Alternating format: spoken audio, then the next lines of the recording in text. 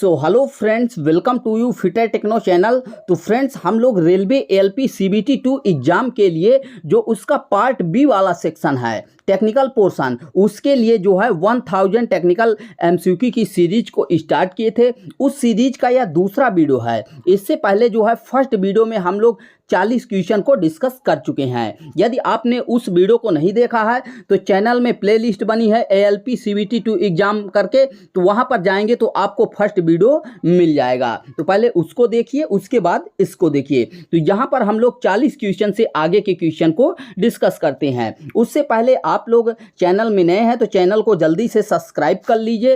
और यदि आपको ये 1000 क्वेश्चन का जो पीडीएफ है वो चाहिए तो डिस्क्रिप्शन बॉक्स में हमारा व्हाट्सएप नंबर दिया हुआ है, वहां पर संपर्क करिए। आपको 1000 क्वेश्चन जो है तुरंत मिल जाएगा। उसके लिए आपको 200 का पेमेंट करना होगा। यहाँ पर देखिए 41 नंबर में क्या बोला गया है, which material is to wash off the lapping plate after charging.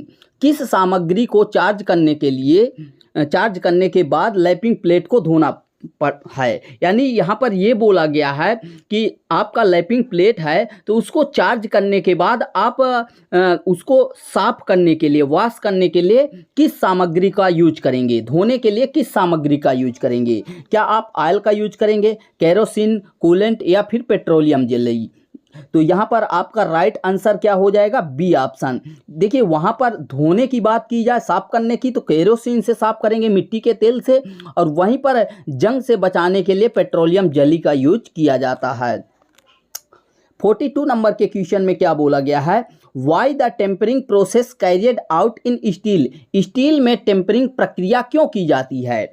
तो देखिए टेम्परिंग का मतलब क्या होता है, टफनेस को इंक्रीज करना और ब्रिटलनेस को घटाना। तो ऑप्शन में क्या मिल जाता है, एड कटिंग एबिलिटी, क्या काटने की क्षमता को जोड़ने के लिए। ये हमारी टेम्परिंग का उद्देश्य नहीं होता है। वहीं पर बात करें बी ऑप्शन में, to relieve strain and stress, क्या स्ट्रेस और स्ट्रेन को दूर करने के लिए। तो ये ऑप्शन भी रॉन्ग हो जाएगा। रिफाइन द ग्रेन स्ट्रक्चर, तो ये भी नहीं होगा, यानी ग्रेन संरचना को परिष्कृत करना भी नहीं है टेम्परिंग का। यहाँ पर डी ऑप्शन में क्या मिल जाता है, to regulate the hardness and toughness, कठोरता और टफनेस को रेगुलेट करने के लिए। तो एग्जैक्ट आपका डी ऑप्शन जो है करेक्ट आंसर हो जाएगा। नेक्स्ट क्या बोला गया है यहाँ पर 43 नंबर में कि why grooves are provided on the surface of the lapping plate. Lapping plate की सतह पर ग्रुप्स यानी खांचे क्यों प्रदान किए जाते हैं। क्या टू अलाउ एक्सपेंशन, क्या विस्तार की अनुमति देने के लिए, टू प्रोवाइड क्लियरेंस, क्या अवकाश प्रदान करने के लिए, या फिर रिटेन द एब्रेसिव, क्या आप घर्षक को रिटेन करने के लिए, या फिर परमिट माइनर एडजस्टमेंट, क्या मामूली समायोजन की अनुमति देने के लिए। तो क्या राइट आंसर हो जाएगा यहाँ पर, सी ऑप्शन हो जाएगा, टू रिटेन द एब्रेसिव, आप घर्षक को रिटेन करने के लिए, बनाए रखने के लिए। यहाँ पर सी ऑप्शन करेक्ट होगा। नेक्स्ट यहाँ पर 44 नंबर में क्या बोला गया है, what is the name of the heat treatment process for reheating of hardened steel to a temperature below 400 degree Celsius followed by cooling. यानी बोला गया है कि 400 डिग्री सेल्सियस से नीचे के तापमान पर कठोरीकृत स्टील को पुनः से गर्म करके फिर ठंडा करने के लिए किया गया ऊष्मा उपचार का नाम क्या है। क्या वह एनलिंग कहलाएगा, हार्डनिंग, टेम्परिंग या फिर नॉर्मलाइजिंग। तो क्या राइट आंसर हो जाएगा 44 का यहाँ पर, सी ऑप्शन, टेम्परिंग प्रोसेस उसे कहा जाता है। नेक्स्ट बोला गया, which method is suitable to remove the broken stud very near to the surface. सतह के पास से टूटे हुए स्टड को निकालने की कौन सी विधि उपयुक्त है। तो क्या राइट आंसर हो जाएगा, प्रिक पंच मेथड से हम उसका यूज करेंगे, रिमूव मतलब बाहर निकालेंगे।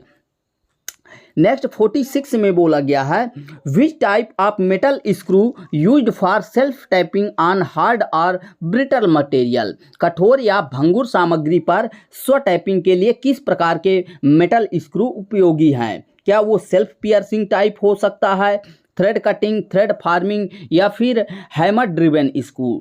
तो क्या राइट आंसर हो जाएगा 46 का, बी ऑप्शन, थ्रेड कटिंग वाला। नेक्स्ट बोला गया, which gauge is use to check the accuracy of an external thread. बाहरी चूड़ी की सटीकता की जांच करने के लिए किस गेज का उपयोग किया जाता है। तो बाहरी थ्रेड की बात की गई है, इसलिए क्या राइट आंसर हो जाएगा? ऑप्शन मिल जाता है snap gauge, thread ring gauge, thread plug gauge, centre gauge. तो देखिए प्लग गेज तो हमारा क्या हो जाएगा? इंटरनल के लिए, लेकिन रिंग गेज जो होगा हमारा एक्सटर्नल के लिए, बाहरी चूड़ी के लिए प्रयोग किया जाएगा। तो 47 का बी ऑप्शन राइट आंसर हो जाएगा। नेक्स्ट यहाँ पर क्या बोला गया है 48 नंबर में कि how many set of feeler gauge are available as per BIS। BIS के अनुसार फीलर गेज कितने सेट में उपलब्ध होते हैं? सेट नंबर 1 2 में, या 1 2 3 4, 1 2 3 4 5, या फिर 1 2 3 4 5 6। तो क्या राइट आंसर हो जाएगा आपका 48 का? बी ऑप्शन, 1 2 3 4 नंबर के सेट में अवेलेबल होते हैं। What is the advantage of wing nut? Wing nut का उपयोग कहाँ किया जाता है?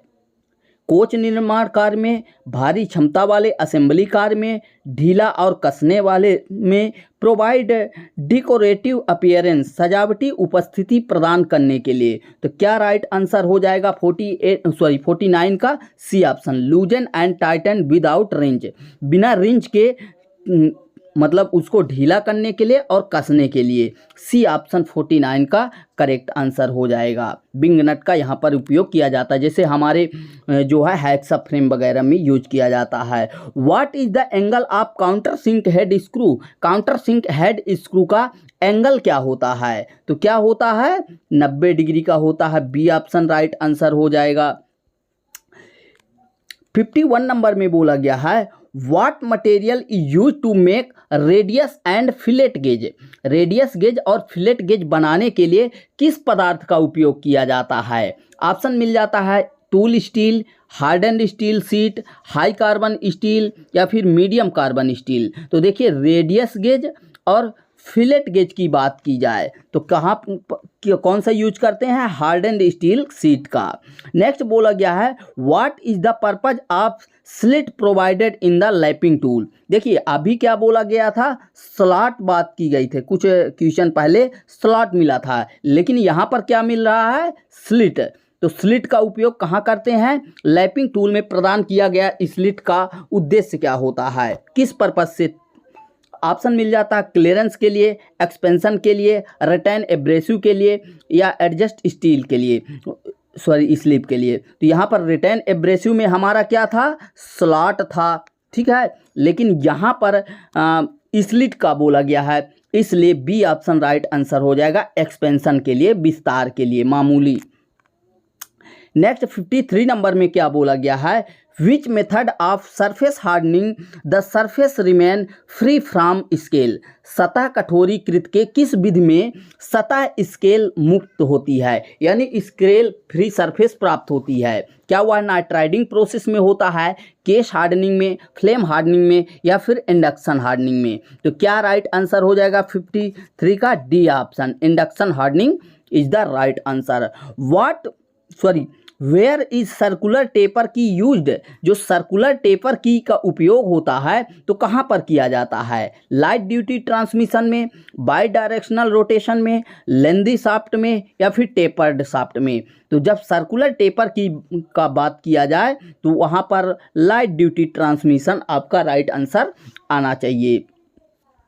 नेक्स्ट क्या बोला गया 55 नंबर में कि which angle is determined by the helix angle in drill bit? Drill bit के हेलिक्स कोण किस कोण से निर्मित होते हैं? तो वह रैक एंगल से निर्मित होता है, एक दूसरे के व्युत्क्रमानुपाती होते हैं, मतलब समानुपाती कहें, ठीक है। तो बी ऑप्शन राइट आंसर हो जाएगा। 56 नंबर में क्या बोला गया है कि how the plain bearing are kept in a position without allowing them to rotate along with the shaft? यानी शाफ्ट के साथ घूमने की अनुमति दिए बिना प्लेन बियरिंग को कैसे पोजीशन में रखा जाता है? क्या बाई क्लैंप द्वारा, या फिर बोल्ट एंड नट द्वारा, या स्क्रू और की द्वारा, या फिर लॉकिंग डिवाइस द्वारा? तो क्या राइट आंसर हो जाएगा 56 का? सी ऑप्शन, की और स्क्रू द्वारा, ठीक है। सी ऑप्शन राइट आंसर हो जाएगा। 57 नंबर में बोला गया what is the advantage of lock washer? Lock washer का एडवांटेज क्या है? प्रोवाइड इंक्रीज्ड बियरिंग सरफेस, क्या ज़्यादा बियरिंग सतह प्रदान करता है? या फिर prevent the damage of the surface, क्या सतह को होने वाले नुकसान से बचाता है, या distribute even pressure on working surface, क्या कार्य सतह पर एक समान दबाव सुनिश्चित करता है, या फिर प्रिवेंट बोल्ट और नट फ्रॉम लूजनिंग अंडर वाइब्रेशन, तो कंपन के कारण बोल्ट या नट को ढीला होने से रोकना। तो एग्जैक्ट आपका यही डी ऑप्शन राइट आंसर हो जाएगा। तो 57 का डी ऑप्शन राइट आंसर हो जाएगा। नेक्स्ट क्या बोला गया है 58 नंबर में कि what is the file for lock repair and filing hard notches in key, ताले की मरम्मत और चाबियों में हार्ड नॉच की फाइलिंग करने के लिए किस फाइल का उपयोग किया जाता है, तो कौन सी फाइल होती है, वहाँ पर हमारा वार्डिंग फाइल का यूज किया जाता है। नेक्स्ट बोला गया what is the process to refine the structure of steel component, steel घटक की संरचना को परिष्कृत करने की प्रक्रिया क्या है। यहाँ पर रिफाइन द स्ट्रक्चर बात की गई है, इसलिए क्या राइट आंसर हो जाएगा आपका normalising is the right answer. Next बोला गया है what A represent in grinding wheel specification, ये आपका यहाँ पर ग्राइंडिंग व्हील का स्पेसिफिकेशन दिया गया है और बोला गया है कि इसमें जो ए लेटर है वो किसको इंडिकेट कर रहा है। तो देखिए आपको बता दें wheel, abrasive, grain, grade, structure, bond, product, ये 7 एलिमेंट होते हैं। कौन से? Wheel, abrasive, grain, grade, structure, bond और प्रोडक्ट क्या होते हैं? 3, 3, 6, 1, 7, ये 7 होते हैं। तो दूसरा ही लेटर है ए, तो क्या हो जाएगा? व्हील, फिर उसके बाद एब्रेसिव। तो टाइप्स ऑफ एब्रेसिव कहाँ पर मिल जाता है? डी ऑप्शन में। तो 60 नंबर क्वेश्चन का राइट आंसर डी ऑप्शन हो जाएगा। 61 में क्या बोला गया है? Which material is use to protect slip gauge from rust, slip gauge को जंग से बचाने के लिए किस सामग्री का उपयोग किया जाता है? तो थोड़ी देर पहले ही क्लियर किए हैं, पेट्रोलियम जेली का यूज किया जाता है। डी ऑप्शन यहाँ पर राइट आंसर हो जाएगा। नेक्स्ट क्वेश्चन क्या बोला गया है? यहाँ पर 62 में बोला गया है what type of abrasive are used in honing cast iron and non ferrous material, cast iron और अलॉय पदार्थ की होनिंग के लिए किस प्रकार के अपघर्षक का उपयोग किया जाता है? तो कास्ट आयरन वगैरह के लिए हम किसका यूज करते हैं? सिलिकॉन कार्बाइड का। नेक्स्ट बोला गया which method of surface hardening is done in A heated salt bath, गर्म साल्ट बाथ में कौन सा सरफेस हार्डनिंग की विधि की जाती है? तो हीटेड साल्ट बाथ की बात की गई है, इसलिए क्या राइट आंसर होगा? फ्लेम हार्डनिंग तो होगी नहीं, गैस कार्बोराइजिंग होगी नहीं, पैक कार्बोराइजिंग, लिक्विड कार्बोराइजिंग, तो कौन सा राइट आंसर हो जाएगा 63 का? D option, liquid carburizing right answer होगा।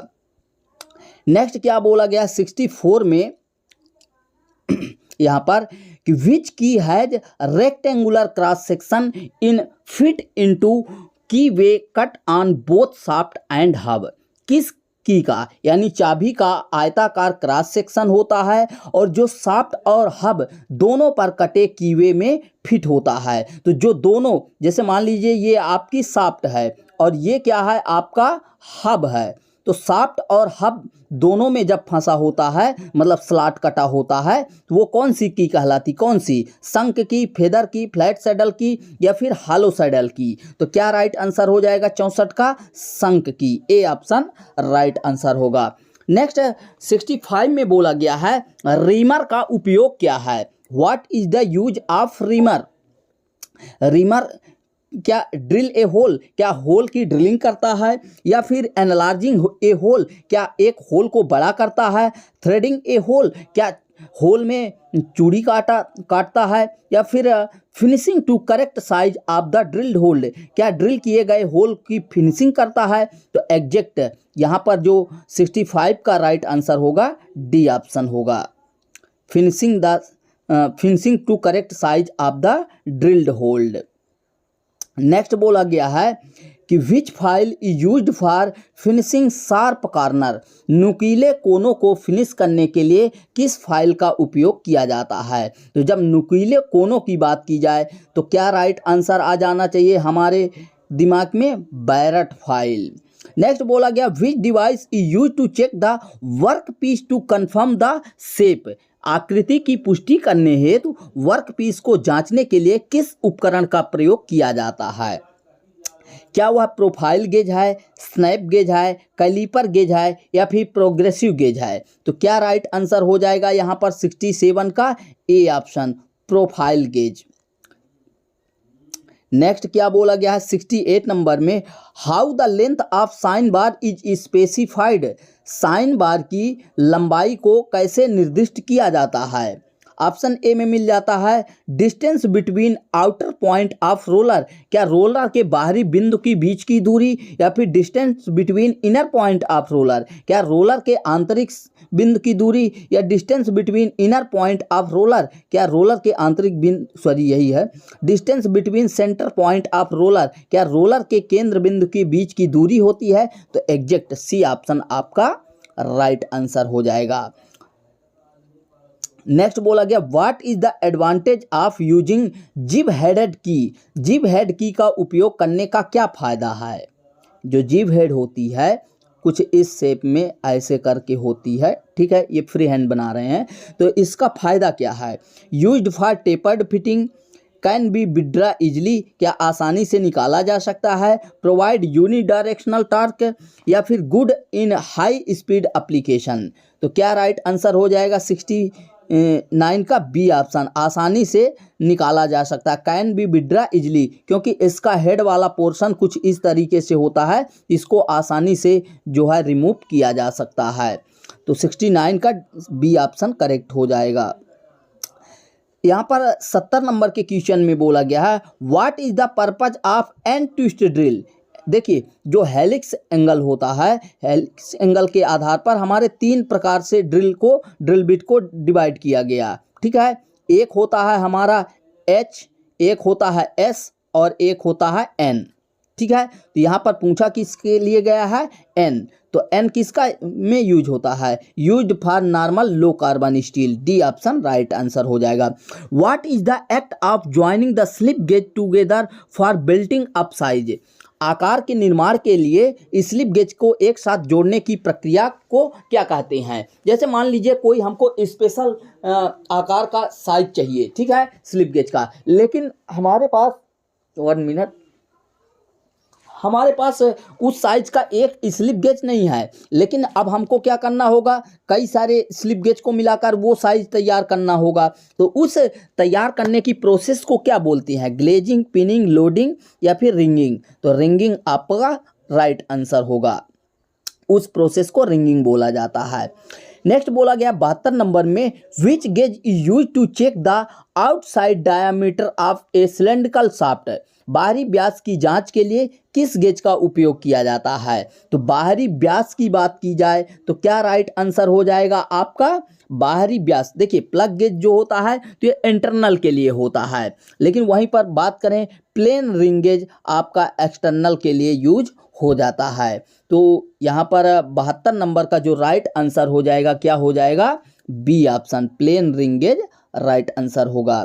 नेक्स्ट बोला गया है यहाँ पर 73 नंबर में कि what material is use to make the sine bar. Sine bar बनाने के लिए किस मटेरियल का उपयोग किया जाता है? क्या इनवायर स्टील का, high speed steel, high carbon steel या फिर स्टेबलाइज्ड क्रोमियम स्टील। तो क्या राइट आंसर हो जाएगा 73 का D option, stabilized chromium steel का उपयोग किया जाता है। What is the purpose of hardening. Hardening करने का उद्देश्य क्या है? Refine the structure, increase toughness, increase cutting ability. तो एग्जैक्ट इंक्रीज कटिंग एबिलिटी जो है आपका 74 का सी ऑप्शन राइट आंसर हो जाएगा।